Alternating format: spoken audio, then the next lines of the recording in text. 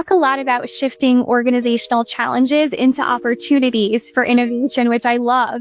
So can you share an example of a success story that you've had with that? Absolutely. I could share a number of them.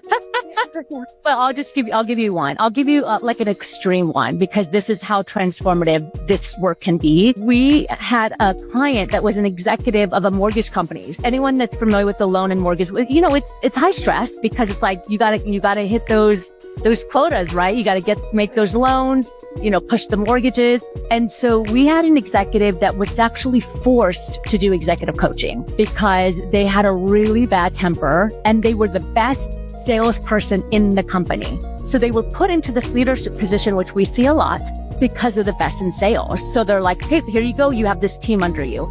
But they weren't really great with managing their temper. So the culture was being destroyed and the team was scared of the leader because he would throw chairs in a meeting. If they didn't hit their sales quota, he flew off the handle. And so he was forced to come to us.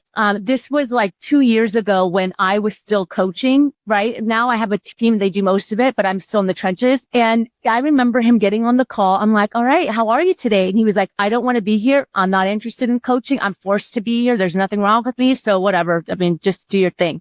Like, hey, not a problem. And through my emotional intelligence, which I also have to exercise, right, as a leader, as a coach, by the end of that 30-minute session, I was able to shift him in a positive way to say, okay, like, I think I can, there's things here that I could definitely use. And there's some coach that I'd be open to. I'm like, awesome. After the full 6 months of coaching, we had 12 sessions together, because we always assess in the beginning, like we do benchmarks in the beginning.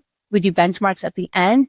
His scores as a leader skyrocketed because he was assessed by his team. Like, we gave it to his team. Within 6 months, they saw a significant shift in him as a leader. And he also saw a significant shift in himself. He said, like, I was so resistant, but I'm pretty impressed by how you were able to get me through to the other side and make some strong moves.